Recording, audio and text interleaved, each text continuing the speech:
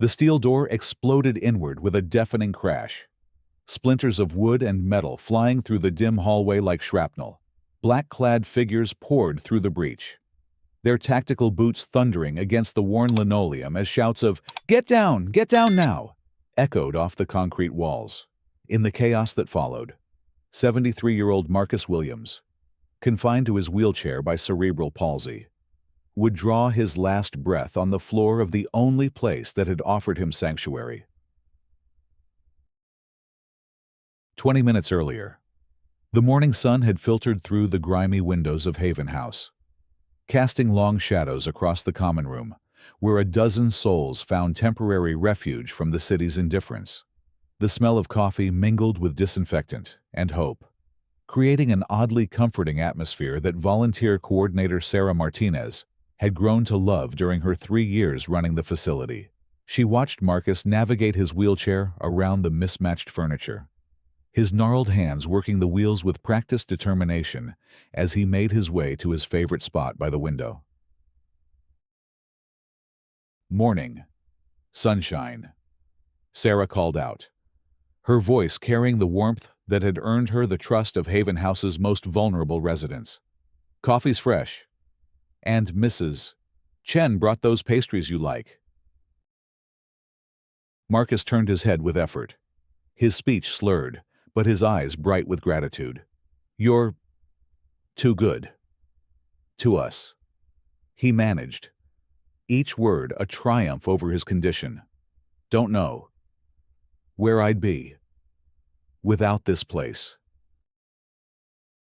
The morning routine continued with quiet efficiency.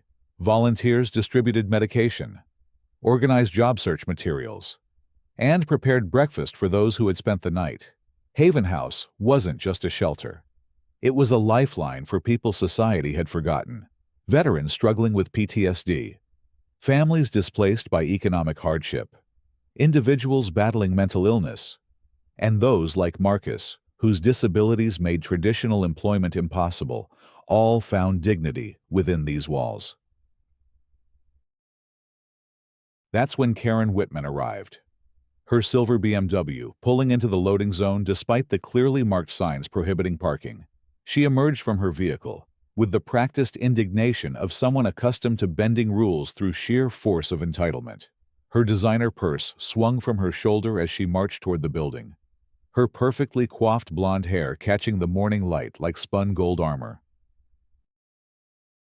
Karen had driven past Haven House countless times on her way to her yoga studio, each glimpse of the building's weathered facade reinforcing her belief that such places attracted the wrong element to her neighborhood. Today, however, she had a specific mission. Her daughter's upcoming Sweet 16 party required the street to be clear of what she termed unsavory characters, and she intended to make her position known. She pushed through the front door without knocking, her heels clicking against the floor like gunshots. The common room fell silent as conversations died mid-sentence, residents instinctively recognizing the predatory confidence of someone who viewed them as less than human. "Who's in charge here?" Karen demanded, her voice cutting through the morning calm like a blade. Sarah approached cautiously, her trained eye reading the tension that had suddenly filled the room. "I'm Sarah Martinez, the volunteer coordinator. How can I help you?" Karen's laugh held no warmth. "Help me. You can help me by explaining why this establishment is operating in a residential neighborhood. I have a major event this weekend, and I need assurance that your people won't be wandering around causing trouble." The word people dripped with such contempt that several residents shifted uncomfortably in their seats. Marcus gripped his wheelchair armrests, his knuckles white with suppressed anger. Sarah felt her professional composure being tested, but maintained her calm demeanor. "Ma'am, Haven House is a licensed facility that's been serving this community for over a decade.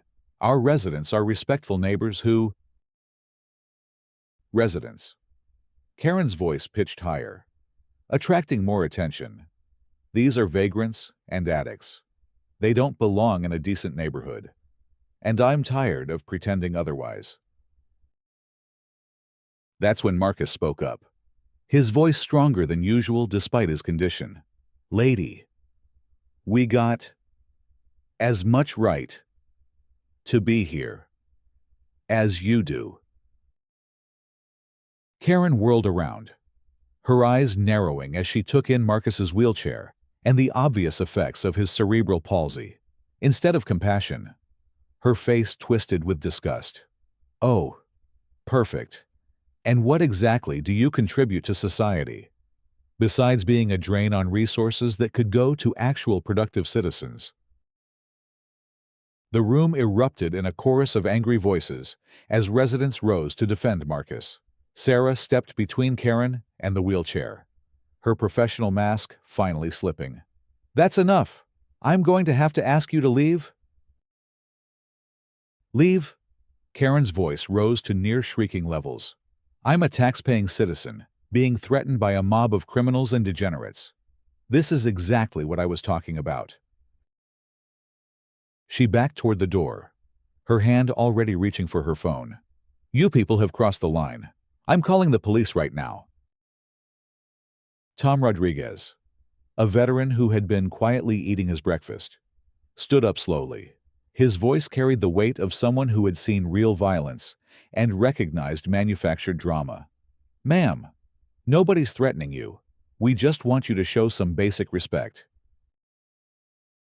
Karen's finger was already dialing 911 as she stepped backward through the door. Respect from you people. I'll show you respect when you learn your place. Outside on the sidewalk, Karen's voice carried clearly through the thin walls as she spoke to the emergency operator. But the words that reached the residents inside bore little resemblance to what had actually occurred. I need police immediately at 1247 Maple Street. There's a riot in progress at the homeless shelter. Multiple aggressive men are threatening violence. And I barely escaped. They're completely out of control. Sarah felt ice form in her stomach as she heard the fabrication. She grabbed the facility's emergency phone, trying to call the police herself to clarify the situation. But Karen's call had already triggered a response that was careening toward them like a runaway train. The dispatcher, hearing keywords like riot and multiple aggressive men, escalated the call immediately. Within minutes, the report had reached Sergeant Mike Harrison, a 20-year veteran who had been looking for an excuse to prove his unit's readiness for urban combat situations. The opportunity to respond to what sounded like a significant civil disturbance was exactly what his career advancement needed. All units. We have a Code 3 situation at the Maple Street shelter. Harrison barked into his radio. Multiple suspects. Possible riot in progress. Requesting tactical backup and medical standby. Inside Haven House, Sarah tried desperately to prepare for what was coming. Everyone stay calm. There's been a misunderstanding.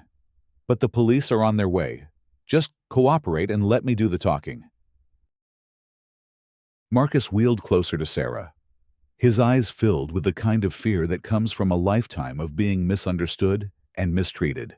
Sarah, I can't. If they put me on the ground. She knelt beside his wheelchair, taking his trembling hand in hers. It's going to be okay. Marcus, I won't let anything happen to you. It was a promise she desperately wanted to keep, but had no power to enforce. The first patrol cars arrived within 6 minutes. But instead of the expected 2-officer response to a simple disturbance call, 8 vehicles surrounded the building. Officers emerged with weapons drawn, treating the situation as though they were entering a war zone rather than a community service facility. The tactical team arrived moments later, their black uniforms and military-grade equipment creating an atmosphere of impending violence that transformed a simple misunderstanding into a life-or-death scenario. Karen watched from across the street, her initial satisfaction beginning to curdle into something that resembled concern. She had expected a simple citation, or maybe an arrest, that would send a message. The overwhelming police response suggested her exaggerated report had taken on a life of its own. Sergeant Harrison's voice boomed through a megaphone from the street. "This is the police. Everyone inside the building needs to exit immediately with your hands visible." Sarah approached the front door slowly, her hands raised.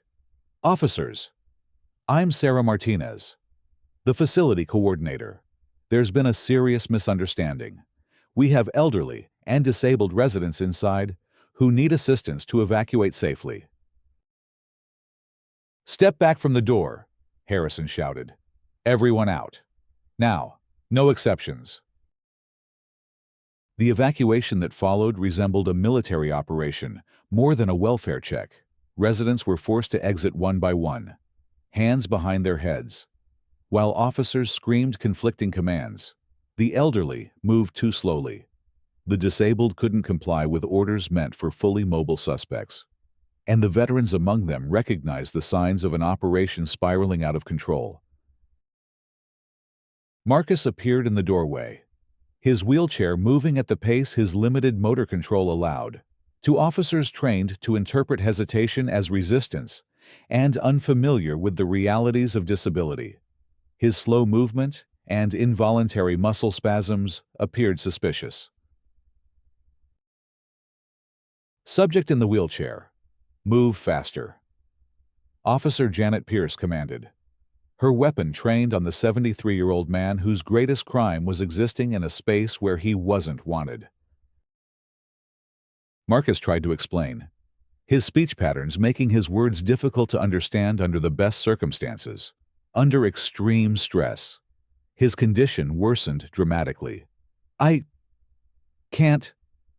This is how I—" "He's not complying," Pierce shouted to her colleagues. "Subject appears to be under the influence." Two officers moved toward Marcus, their training focused on control and compliance, rather than understanding or compassion. When they grabbed his arms to force him from his wheelchair, his body went into the kind of spasm common to his condition, but interpreted by the officers as resistance. "Stop resisting!" one officer yelled as Marcus's involuntary movements made their job more difficult. "Stop fighting us!" Sarah screamed from where officers had forced her against a police car.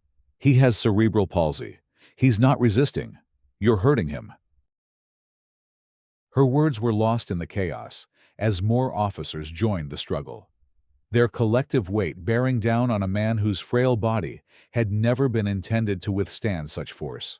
Marcus's breathing became labored, then erratic, then stopped altogether as his overwhelmed cardiovascular system finally surrendered to the stress and pressure. The moment of realization hit the scene like a physical blow. Officers stepped back from Marcus's motionless form, their aggressive postures deflating as the magnitude of what had occurred became clear. Someone called for an ambulance, but the paramedics who arrived minutes later confirmed what everyone already knew. Marcus Williams, a man whose only crimes were being disabled, homeless, and unwanted, was dead at the hands of those sworn to protect and serve. Sergeant Harrison's first instinct was damage control. Secure the scene. No one talks to media. This was a justified response to a violent situation. But Sarah Martinez had worked too hard building Haven House to watch it be destroyed by lies. As officers attempted to control the narrative, she remembered the security system that local businessman James Park had donated just 6 months earlier. 8 cameras positioned throughout the facility had recorded every moment of the morning's events, from Karen's hostile entrance to Marcus's tragic death. "The cameras," she whispered to volunteer coordinator Maria Santos as they were processed at the scene. "Everything's on the security system." Maria nodded grimly. She had helped install the system, and knew it backed up automatically to a cloud server that the police wouldn't know to confiscate. The truth of what had happened would survive, even if the people who witnessed it faced pressure to remain silent. Karen remained across the street, her earlier bravado replaced by a growing sense of horror as body bags and crime scene tape transformed her simple complaint into something unrecognizable. When a news van arrived and a reporter approached her for comment, she initially tried to maintain her version of events. "I called the police because I was threatened by a dangerous mob," she told Channel 7's Amanda Rodriguez. "I had no idea they would.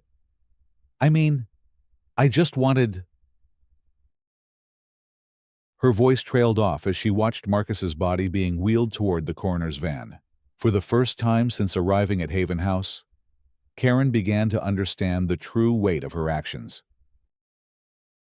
The story broke that evening on the 6 o'clock news, but the initial reports largely echoed the police narrative. Sergeant Harrison had crafted a careful statement describing a justified response to civil unrest, painting Marcus's death as an unfortunate but inevitable outcome of a dangerous situation. It might have remained the official version if not for Maria Santos's technical skills and moral courage. Working through the night, she accessed the security footage and began uploading edited clips to social media platforms. The videos showed Karen's hostile entrance, her unprovoked confrontation with residents, and, most damning of all, Marcus's gentle attempts to defuse tension before being killed for the crime of existing while disabled. By dawn, justice for Marcus was trending nationally. The footage spread across Facebook, Twitter, and TikTok with the kind of viral velocity that only comes from genuine moral outrage. Comments poured in from disability rights advocates, homeless service providers, and ordinary citizens horrified by what they witnessed. Dr. Angela Foster, director of the National Disability Rights Coalition, watched the footage from her office in Washington and immediately recognized its significance. "This isn't just about one man's death," she told her staff. "This is about how our society treats its most vulnerable members. We're flying to the city immediately." By Wednesday, 3 days after Marcus's death, the city found itself at the center of a national conversation about police violence, disability rights, and the criminalization of poverty.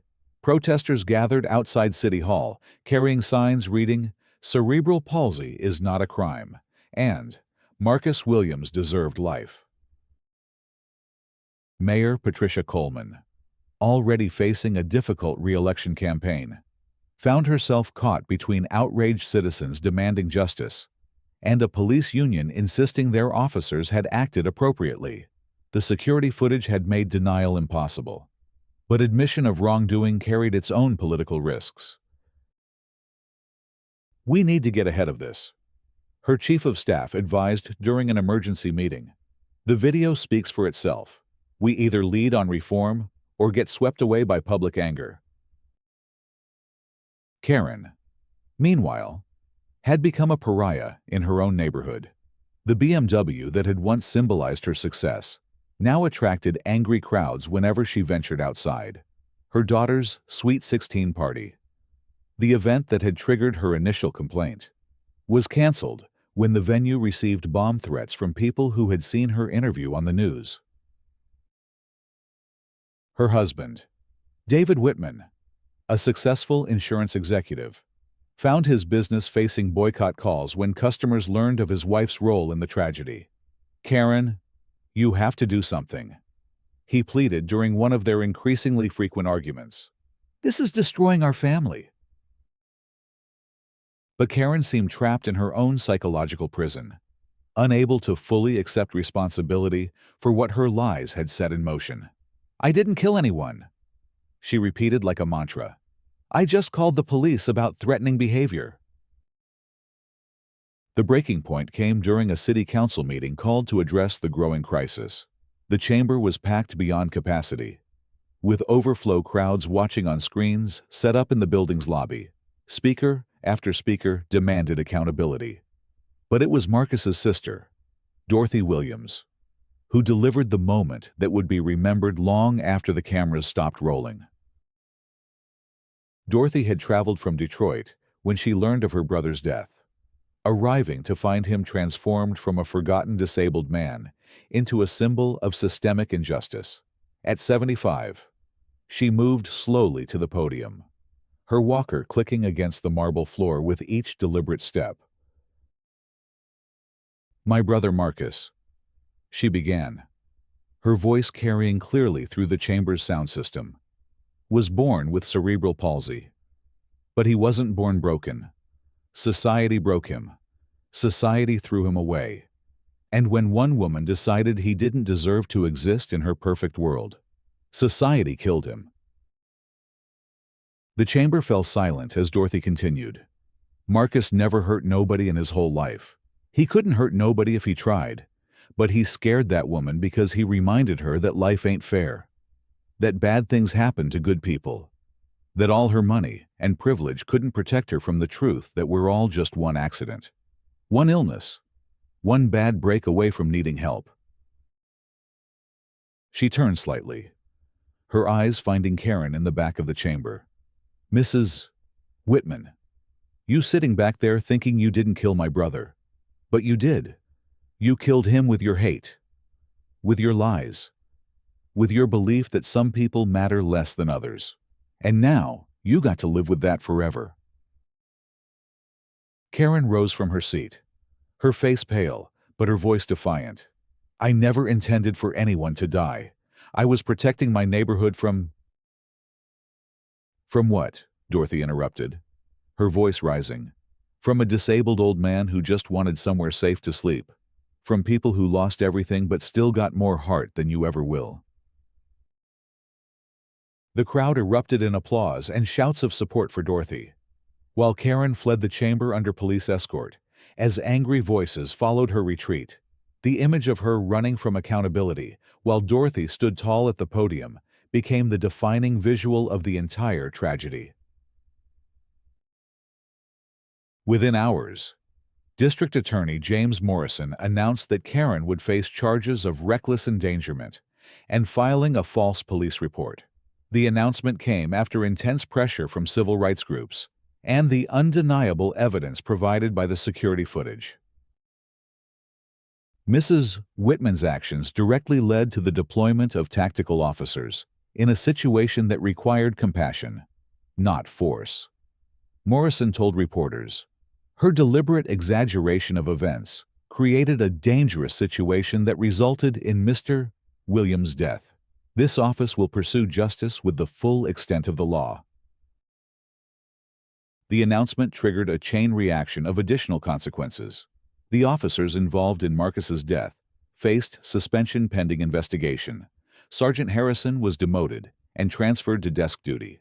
The city agreed to a multi-million-dollar settlement with Marcus's estate and committed to comprehensive police reform focused on crisis intervention and disability awareness. But perhaps the most significant change came from an unexpected source: James Park, the businessman who had donated Haven House's security system, announced he was establishing the Marcus Williams Memorial Fund with an initial donation of $2 million. "Marcus died because our community failed him," Park told a packed press conference. "But his death won't be meaningless if we use it to build a city where everyone has dignity, regardless of their circumstances." The fund's first project was the construction of a new, larger facility to replace Haven House.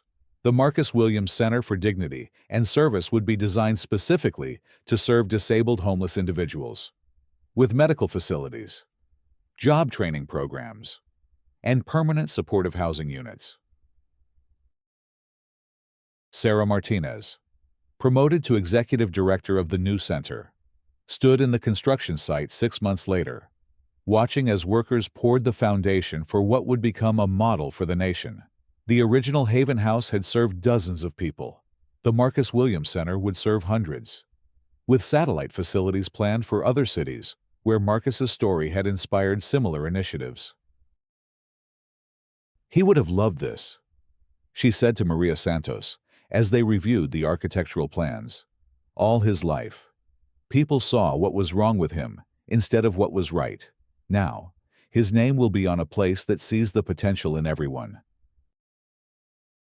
Karen's trial began in February, 8 months after Marcus's death. The courtroom was packed daily with disability rights advocates, homeless service providers, and ordinary citizens who had been moved by the story. The prosecution's case was straightforward. Karen had knowingly filed a false report that directly led to Marcus's death.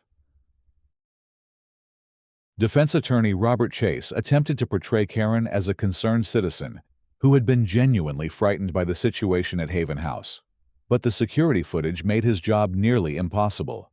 Jurors watched Karen's hostile entrance, her unprovoked verbal assault on Marcus, and her deliberate fabrication of events when calling 911. The trial's pivotal moment came when Karen took the stand in her own defense. Under cross-examination, prosecutor Lisa Chen methodically dismantled Karen's attempts to justify her actions. "Mrs. Whitman, you testified that you felt threatened by Mr. Williams. Can you explain what specific actions he took that made you fear for your safety?" Karen's answer revealed the depth of her prejudice. The way he talked, the way he moved. It wasn't natural. I thought he might be on drugs or mentally unstable." "You thought a 73-year-old man with cerebral palsy was threatening you because of his disability symptoms." "I didn't know he was disabled. I just saw someone acting strangely and—" "Mrs. Whitman, he was in a wheelchair. The wheelchair is clearly visible in the security footage from the moment you entered the building. Are you telling this jury you didn't notice a wheelchair?" The silence that followed was deafening. Karen's inability to provide a coherent answer to such a basic question destroyed any remaining credibility she might have possessed. The jury deliberated for less than 3 hours before returning guilty verdicts on both charges. Judge Patricia Gonzalez sentenced Karen to 3 years in prison for reckless endangerment and 2 years for filing false reports, to be served consecutively. But her words during sentencing carried more weight than the punishment itself. "Mrs.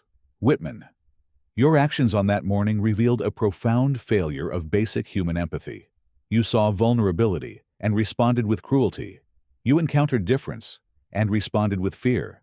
Most damning of all, when confronted with the consequences of your prejudice, you doubled down with lies that cost an innocent man his life." Judge Gonzalez continued, her voice growing stronger with each word. "Marcus Williams lived 73 years in a world that consistently told him he was less valuable than others. In his final moments, that message was delivered with such violence that it killed him. This court cannot bring him back, but it can send a clear message that such thinking has no place in a civilized society." As Karen was led away in handcuffs, Dorothy Williams watched from the gallery with tears streaming down her face. They weren't tears of satisfaction or revenge, but of exhaustion and grief for a brother whose life had mattered so little until his death made it matter to everyone. The Marcus Williams Center for Dignity and Service opened 1 year to the day after Marcus's death. The ceremony drew thousands of people, including disability rights advocates, homeless service providers, and political leaders from across the country. But the most meaningful moment came when Dorothy Williams cut the ribbon, her walker set aside as she stood strong before the crowd. "Marcus always believed that everybody deserves a chance," she said, her voice carrying across the assembled crowd. "He lived his whole life proving that your circumstances don't define your worth. Today, we honor that belief by creating a place where everyone who enters will be treated with the dignity he deserved, but too rarely received." The center's first resident was Tommy Rodriguez. the veteran who had tried to calm the situation during Karen's initial confrontation. As he signed the lease for his new apartment, he paused to read the bronze plaque mounted beside the entrance. In memory of Marcus Williams, who taught us that everyone deserves dignity, respect, and the chance to call someplace home. Sarah Martinez, now overseeing a staff of 40 and serving more than 300 individuals annually, often worked late in her office, planning expansions and improvements. On quiet evenings, she would remember Marcus's gentle smile and his gratitude for the smallest kindnesses. The center that bore his name had become everything he had hoped Haven House could be, a place where society's most vulnerable members found not just shelter, but genuine community and respect. The ripple effects continued to spread. Police departments in dozens of cities implemented the Marcus Williams Protocol, requiring crisis intervention specialists to respond to calls involving disabled individuals. Law schools added his case to their curricula on disability rights and equal justice. Medical schools began teaching the Marcus Williams Standard, requiring future doctors to recognize and address the systemic barriers that prevent disabled individuals from accessing care. Karen served her full 5-year sentence, emerging from prison to find a world that had moved on without her. Her former neighborhood had embraced the center that replaced Haven House, with many of her former neighbors volunteering regularly. The Sweet 16 party that had started it all was now remembered only as a footnote to a much larger story about how one woman's prejudice had inadvertently sparked a movement for justice and inclusion. On a warm spring evening, 2 years after the center's opening, Dorothy Williams sat in Marcus's memorial garden, watching children from the neighborhood play on equipment designed to be accessible to kids with all kinds of abilities. A young girl in a wheelchair raced her walking friend to the swings, their laughter echoing off the walls of the building that bore her brother's name. Maria Santos joined her on the bench, following Dorothy's gaze to the children at play. "He would have loved seeing this," Maria said softly. "Kids playing together, not seeing differences, just seeing friends." Dorothy nodded, wiping away tears that came easier now, less sharp with grief and more soft with memory. Marcus always said the world would be better if people just treated each other like family. Looks like his dying finally taught folks to live that way. As the sun set behind the Marcus Williams Center for Dignity and Service, casting long shadows across the memorial garden where disabled children played alongside their able-bodied friends, it was clear that while one life had been lost to prejudice and fear, countless others had been saved by the love and determination that emerged from that tragedy. Marcus Williams had lived a quiet life, but his death had spoken volumes about the kind of society America could become if its citizens chose compassion over contempt, understanding over ignorance, and dignity over discrimination. The center's mission statement, carved into the stone entrance, served as both memorial and promise. Here, everyone who enters will find shelter from society's storms and strength to weather whatever comes next. Here, Marcus Williams's belief in human dignity lives on in every meal served, every hand extended, and every life transformed by the simple recognition that everyone matters.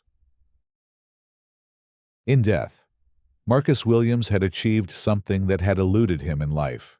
His voice was finally heard, his worth finally recognized, and his dream of a more compassionate world finally beginning to take shape in the very neighborhood where he had drawn his last breath.